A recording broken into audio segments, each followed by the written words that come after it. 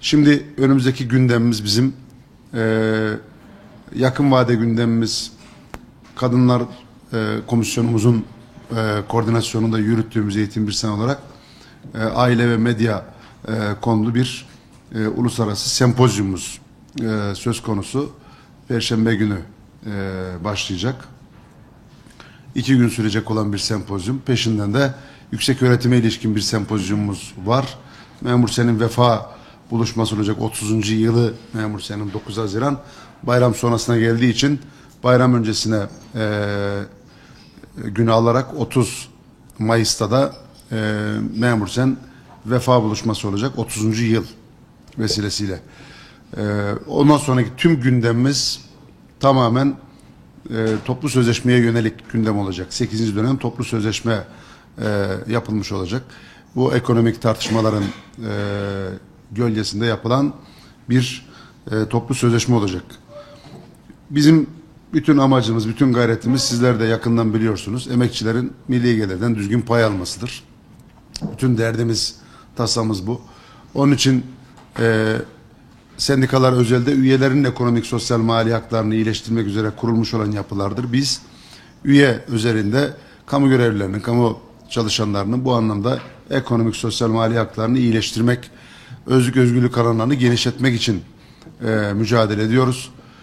Bunun yanında da ülkenin demokratikleşmesi konusunda her vesileyle irade ortaya koyuyoruz. Çünkü Türkiye geçmiş 2 ileri bir geri demokratik anlamda özürlü günlerden bir an önce çıksın diye hep kritik zamanlarda irade koymaktan çekinmedik. Çünkü ülke darbelerle anılan bir ülkede 10 yılda bir sistematik olarak bu geride kalsın. Çünkü ülkenin toparlanması, siyasi istikrarın sağlanması, demokrasinin kurumsallaşması, adaletin yaygınlaşması, dolayısıyla kamunun şeffaflaşmasıyla alakalıdır. Bu açıdan biz bu boyutuyla da örgütlü yapı olarak hep hassas olduk ve şu ana kadar da bu hassasiyetimizden en ufak prim ve ödün vermedik. Bundan sonra da aynı minvalde devam edeceğiz. Benim özellikle toplu sözleşme dönemine giderken çalışanlara ilişkin bazı özellikle kadın ve çocuklara ilişkin bazı teklif ve taleplerimiz var. Bunları çeşitli vesilelerle gündeme getiriyoruz. Bu açıdan bir bakış açısı ortaya koymak ve taleplerimizin, tekliflerimizin rakamsal boyutlarının şekillenme sürecine ilişkin istişarelerin devam ettiği, toplu sözleşme birimimizin mutfağa çalıştırdığı bir zeminde kesin rakamları ifade etmeden ihtiyacı betimleyen bir çerçeve çizmek isterim. Özellikle onun altını çizmek isterim. Çünkü bu yıl aynı zamanda 2025 yılı Cumhurbaşkanımız tarafından aile yılı ilan edildi. Bunu son derece kıymetli buluyoruz. Son derece önemli buluyoruz. Çünkü aile konusu hakikaten artık sos veriyor. Toplumsal anlamda en büyük sorunlarımızdan birisi olmaya adaydı ve bu anlamda hükümet 2025'i aile yılı ilan ederek bu konudaki duruma dikkat çektiği gibi bazı somut adımlar da atmadı değil ama atılması gereken adımlar var. Bu açıdan biz kadın kamu görevlilerine yönelik 10 başlıkta taleplerimiz diye Aile Bakanı ile yaptığımız görüşmede de, Çalışma Bakanı ile yaptığımız diplomaside de, kamuoyuna yönelik yaptığımız açıklamalarda da ifade ettiğimiz bazı hassas noktalar söz konusu. Bunları toplu sözleşme masasına da taşımış olacağız. Şimdi bugün itibariyle toplu sözleşmedeki aldığımız kararlar ve kazanımlar boyutuyla baktığımızda eşi çalışmayan kamu görevlisine mesela 2300 lira aylık ödeme söz konusu şu an. Bu rakamların yetersizliğine vurgu yapmak için bazı rakamları vereyim size.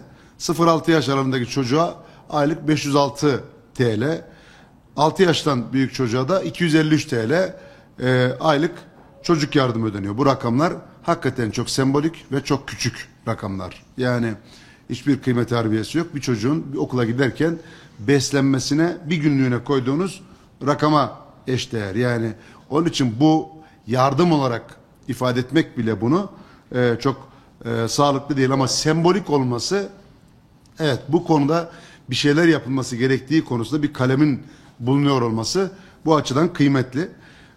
Zamana yenik düşüyor bazen aldığınız kazanımlar. Onun için revize etmek ve güçlendirmek gerekiyor. 2025'ten önce doğan 3 çocuk için toplam ödenen rakam, bu az önce ifade ettiğim rakamlara bakarsanız 3 çocuk için toplam ödenen rakam 1000 TL'yi anca buluyor. 2025'ten sonra doğan çocuklar için aile yılı kapsamında bir adım atıldı. Bu kıymetli diye baştan ifade ettim. Onun için birinci çocuk için tek seferlik 5000 TL'lik bir ödeme yapılacağı ifade edildi. İkinci çocuk için 5 yaşına kadar her ay 1500 TL. Üçüncü çocuk ve sonraki çocuklar için 5 yaşına kadar her ay 5000 TL ödeme yapılacağına ilişkin düzenleme yapıldı. Bu çok kıymetli. Rakamlar ileride güncellenir, şartlara göre artırılır ama meselenin görülmüş olması açısından son derece önemli, çünkü nüfus oranı düşüyor. Ortalamamız bizim 2'nin altına düştü. 1.5, hatta onun da altına doğru gerilediği konusunda istatistiki veriler açıklanıyor. Bu açıdan Cumhurbaşkanımızın zamanında 3 çocuk vurgusu son derece kıymetliydi. Ama bazıları bunu ironi meselesi yaptı. Bazıları bununla alay etti. Bazıları hafife aldı. Dolayısıyla bu geldiğimiz nokta itibariyle ne kadar haklı bir serzeniş ve çıkış olduğu şimdi net olarak anlaşıldı. Niye? Çünkü Avrupa Birliği müktesebatı üzerinden bazı küresel odakların Türkiye'ye ilişkin yaptıkları özel planlamalar var. Nüfus planlaması konusu bunun bir eseriydi geçmişte. Nüfus planlaması üzerinden Türkiye'deki toplumsal hareketliliği ve uzun vadeli nüfus projeksiyonunu kontrol altına almaya yönelik bir projeydi. Bunun için örgütlü yapılar da o süreçte seferber edildi ve yanlış yapıldı. Şimdi anlaşıldı. Düşünsenize, konfederasyonlar falan ileride geçmişte nüfus planlaması için açıklamalar yaptılar. Nüfus planlamasının bu anlamda Truvası gibi hareket ettiler.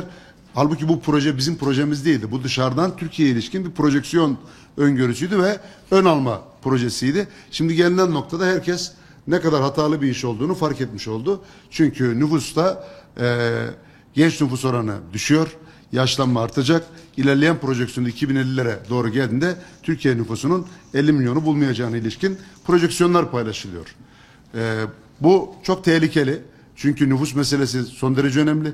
Avrupa ülkeleri şu an savunma boyutuyla bazı tartışmalar yaşıyor. Amerika'ya savunmalarını ciro ettikleri için, Amerika'da şimdi onlara bu anlamda dirsek gösterdiği için yeni tartışmalar yaşanıyor. Bizim gibi bir ülkenin, kritik bir yerde bulunan bir ülkenin genç nüfusu en büyük sermayesi.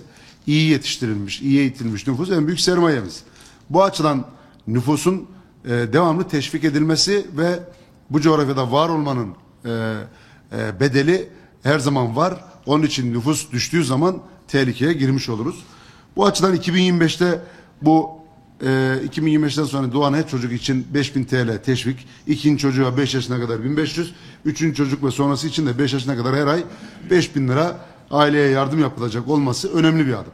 Fakat bunu tam söylerken az önce ifade ettiğim, yani 2024'te doğmuş, daha öncesi doğmuşlar için birinci çocuğa 506, öbürüne 253, diğerine 253, toplasan üçüne 1000 lira etmeyen bir rakam var. Onun için bunun da tam toplu sözleşme konusu olduğunu, toplu sözleşme masasında bunları arttırmak konusunda bir gayretimizin olacağını buradan ifade ediyorum. Çünkü ortadaki rakamlar çok komik. Yani nüfus gibi önemli bir konuyu gündeme getiriyoruz. Çocuk teşvikinde sembolik, sadece okula giderken bir günlük beslenmesine koyacağınız para kadarı verip onu da çocuk yardımı diye ifade ediyoruz. Bu çok sağlıklı bir durum değil. Yine eş ve aile yardımının düzenlenmesi, artırılması gerekiyor. Çünkü çocuk bakımı hakikaten maliyetli bir iş. Bez parasından ek gıda takviyesine varana kadar bu anlamda ailelerin zorlanmaması gerekiyor. Teşvikler boyutuyla prim desteği, emeklilik yaşı indirimi gibi bazı adımların atılmasına özellikle ihtiyaç var. Çocuk sayısına göre ilave prim gün sayısı, yani yıpranma dediğimiz, memurlarda yıpranma dediğimiz bu anlamda prim gün sayısında bir özendirme yapılmalı.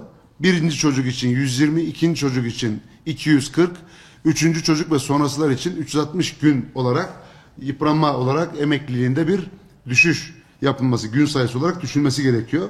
Bu açıdan bunu önceden ifade etmiştik. Her çocuk için 2 yıl yaş indirimi yapılmalı diye de o süreçte cümle kurmuştuk zaten. Şimdi aile konusunu önemsiyorsak aile dostu bazı politikalara ihtiyaç var. Yani Anadolu'da derler ki kuru kuruya kurbanın olayım derler. Yani uzaktan güzelleme yaparak aile olacak bir şey değil. Konuya hakikaten sahici dokunuşlara ihtiyaç var. Gelir vergisi konusunda memurlar olarak biz zaten muzdaribiz, şikayetçiyiz. Diyoruz ki biz %15'e gelir vergisi sabitlensin diyoruz. %20, %27, %35. Dolayısıyla bir yerden verdiğini diğer taraftan geri çeken bir vergi sistemi var. Özellikle çocuklu ailelerde bu konuda aile dostu vergi politikasına geçilmeli ve gelir vergisi memurlar için %15'e sabitlenirken evliler için %2,5, her çocuk için 2,5 düşürülerek, dolayısıyla 3 çocuk olduğunda toplam 10 puan vergi indirimi aşağı çekilmeli. Kişilerden vergi alınmamalı. Yani çocuk teşviki yaparken burada gelir vergisi kısmında da her çocuk için 2,5 puan koyarak, evli ise yine 2,5 puan indirerek, çünkü evliliği teşvik edelim istiyoruz, 10 puan aşağı çekmek gerekiyor ki bu anlamda aileyi desteklemiş olabilelim. Bunu vergi raporumuzda da ifade etmiştik önceden. Haftalık çalışma sürelerinin bu anlamda düzenlenmesine ihtiyaç var. Çalışma saati 32 saate düşürülmeli ve çalışma günü 4 güne indirilmeli. Bu anlamda aile dostu politika dediğimiz önermeler içerisinde bunu bu vesileyle ifade etmek isterim. Yıllık izin sürelerinin artırılması konusunu yine gündeme getirmiştik. Yıllık izin sürelerinde çocuk sayısına göre ilave gün eklenmeli. Mesela birinci çocukta diyelim +5, ikincide +10, üçüncüde +15 şeklinde yıllık izninde gün eklemesi yapılması gerekir ki kadınların bu anlamda teşvik edilmesi ve rahatlatılması önemli. Güvenceli istihdamda esnek çalışma biçimlerinin kullanması sağlanmalı demiştik. Bu konuda uzaktan çalışmaya ilişkin bir çalışma yapıldı ama hala bu yarı zamanlı çalışma mevzuatı hayata geçirilemedi. Tartışmalar devam ediyor. Bir an önce bu konuda da rahatlama yapılmalı ve esnek çalışmaya fırsat verilmeli ama bu esnek istihdam gibi piyasanın dişleri arasına atacak bir şeye vesile olmamalı. Güvenceden ödün vermeden kadınlarla ilgili esnek çalışma kısmına bu anlamda alan açılmalı diye özellikle ifade ettik.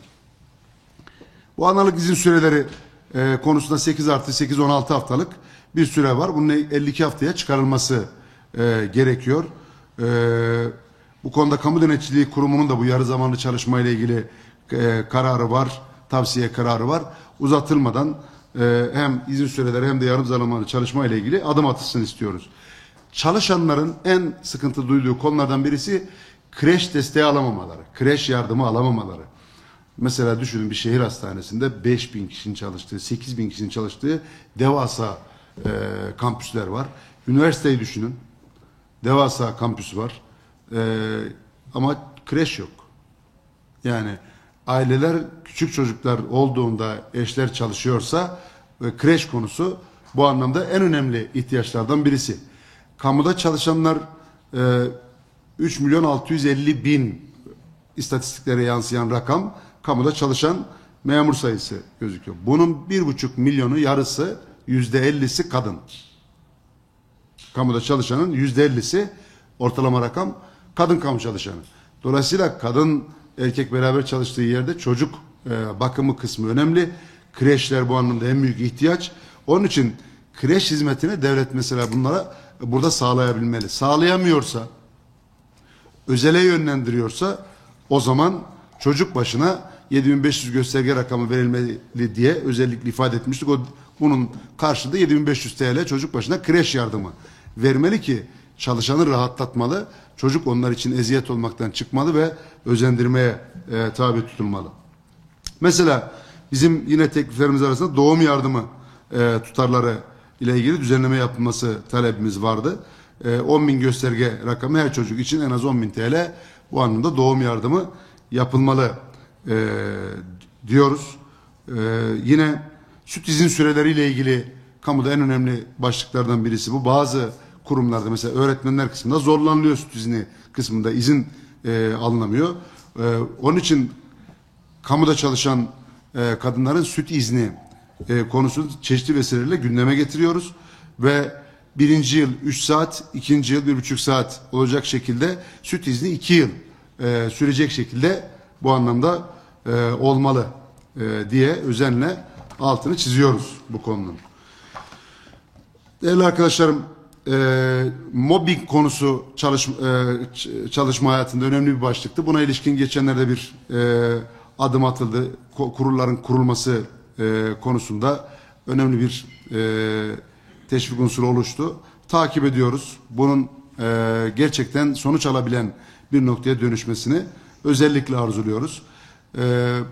Babaların bu izin hakkını az önce ifade ettim annelerle ilgili ama babalar da neticede bu süreçte yükümlü. Babaların izin haklarına da bu konuda el atılması gerekiyor. Onun için orada da bir düzenleme ihtiyaç var. Toplu sözleşme sürecinde bu başlıklara da tekrar girmiş olacağız. Gençlerin evlilik konusunu tartışıyoruz. Dolayısıyla evlenme yaşı yükseliyor. Çocuk sayısı düşüyor. Dolayısıyla boşanmalar istatistik olarak arttığına ilişkin devamlı bilgi paylaşımı yapılıyor. Öyleyse bu konuda bazı adımlara ihtiyaç var. Gençlerin evlenme yaşının bu kadar uzaması, ötelenmesi bir risk. Fakat gençler de burada doğal olarak bazı teşvikleri bekliyor ve istiyorlar. Onun için genç kamu görevlilerine evlenme yardım ödeneği verilmeli demiştik. 50.000 lira diye o tarihte kaydetmiştik. Toplu sözleşme dönemine doğru tekrar bunlara bakacağız. Taksitli ve geri ödemeli evlilik ödeneği verilmeli 300.000 TL diye bu anlamda önceden ifade ettiğimiz başlıklar vardı. Bu rakamların günün şartlarına, ihtiyaçlara göre güncellenerek yerine getirilmesi gerekiyor. Bunlarla beraber aile konusunu tehdit eden en önemli unsurlardan birisi de bizim şu an imza kampanyası yürütüyoruz ve aile anayasal güvence altına alınsın diyoruz ısrarla. Bu uzun vadede aileyi tehdit edecek en önemli başlıklardan birisi. Çünkü 2001'de yapılan değişiklikle anayasada bu konuda aileye ilişkin hükümlerde eşlerden oluşur diye bir hüküm ortaya konuldu. Eşlerden, aile eşlerden değil, karı kocadan oluşur. Kadın erkekten oluşur. Ailenin temeli birliktelik değil, ailenin temeli evliliktir. Eğer öbür türlü yaparsanız uzun vadede LGBT belirleme tartışmalarının daha da harlanmasını ve onların bu anlamda yolun açılmasını sağlamış olursunuz. Dolayısıyla Avrupa'daki gibi sapkın akımların daha da boyatmasına fırsat verirsiniz. Onun için anayasal güvencede aile kavramı güvence altına alınmalı ve o hükümde değişiklik yapılsın diye şu an imza kampanyamız devam ediyor. Yani aile karı kocadan oluşur ve ailenin temeli evliliktir. Eşlerden oluşur, birliktelik değil. Bu açıdan bunun güvence altına alınması kısmı önemli. Diğer bir husus da kadın kamu görevlileri yıllarca kamuda çalışırken kategorize edildiği için bazı kadınların kamu hizmeti sunma konusunda dezavantajlı pozisyona düştüğünü uzun yıllar Türkiye tartıştı, konuştuk, bedel ödendi ve biz 12.300.000 imza toplayarak kamuda kılık kıyafet dayatması, Kenan Evren dayatması ortadan kalksın dedik. Çünkü 82'de çıkan kılık kıyafet yönetmeliğiyle yıllarca zulmedildi. Kadınları başı açık kapalı diye ayırmayın. Kadın kadındır. Dolayısıyla devletin işi kadınları tanımlamak değil, tanımaktır diye biz bu anlamda bu kategorik yaklaşıma şiddetle karşı çıktık ve bunun üzerinden de 12.300.000 imza toplayarak özgürlük için 10 milyon imza diye başladığımız yolda 12.300.000 imza ile hükümetin 8 Ekim 2013'te attığı adıma en önemli gerekçeyi oluşturduk. Ve ondan sonra kadınların kamu görevinde ayrım yapılmaksızın hizmet alan, hizmet veren tartışmaları ve saçmalıkları ortadan kalkacak şekilde bir özgürlük ortamı oluştu. Fakat bu anayasal güvenceye kavuşmalı ve bu konuda anayasa değişikliği, aile nasıl güvence alınacaksa kadınların da bu konuda çalışma hayatındaki varlıkları güvence alınmalı diyerek bu konuda bu kılık kıyafet dayatmalarına bir daha fırsat verilmesin diye imza kampanyamız bu boyutuyla 10 Mart'ta başlamıştı. Devam ediyor ve bu ay içerisinde ilerleyen günlerde duyuracağız. Meclise imzaları teslim etmiş olacağız ve yasal düzenleme talep ediyoruz ve anayasal değişikliği bu konuda zorluyoruz. Bu açıdan bu yılın aile yılı vesilesi, ilan edilmesi vesilesiyle toplu sözleşme döneminde hem ailenin yükünü hafifleten, hem işini kolaylaştıran, hem çocuğu teşvik eden, hem kadını bu anlamda üzerindeki yükü biraz daha hafifleten bazı insani talepleri masada buluşturmuş olacağız. Az önce ifade ettiğim başlıkları. Hazırlıklarımız sürüyor. Toplu sözleşme dönemine ilişkin şu an çalıştay dönemleri, hem konfederasyon hem sendika sahadan talebiniz, teklifimiz olsun süreçlerini yürütüyorlar şu an. Temmuz ayı içerisinde bunları toparlayacağız ve bir kalıba dökerek kamu işverenine teslim edeceğiz ve süreç başlayacak. Ama ondan önce aynı zamanda sendika yasasının değişikliği içinde şu an bir trafiğimiz sürüyor. Çalışma Bakanlığı bir çalıştay yapacak. Yasada bazı değişiklikler istiyoruz. Çünkü yasa şu an mevcut yükü taşıyabilecek bir yasa değil. 4688 toplu sözleşme boyutuyla evet bir hak veriyor. Fakat mevcut yapısı itibariyle şu an daha ileri taşıyabilecek bir boyutta değil. Bir demo sürüm gibi. Onun için bunun geliştirilmesine ihtiyaç var. Onun için bu çalışmayı da eşdeğer olarak yürütüyoruz. Değerli arkadaşlarım, ben özellikle bugün bu vesileyle bir araya geldiğimiz bu toplantı vesilesiyle ben sizlere ayrı ayrı teşekkür ediyorum. Öncelikle teşekkür ediyorum. Bu soru güzel bir soru. Biz sendikalar olarak ihtiyacı masaya götürürüz. İktidarlar da imkanı masaya getirirler. Dolayısıyla ihtiyaçla imkan arasında bir karşılıklı müzakere süreci olur ve mümkün olan neyse onu masadan almaya çalışırız. Bizim götürdüğümüz ihtiyacı tam olarak karşılamıyorsa bile belli bir oranda karşılıyorsa müzakere mutabakatla sonuçlanır. Karşılamıyorsa o zaman mutabakatsızlık olur ve hakem süreci yaşanır. Çünkü işin resmi prosedürü bu.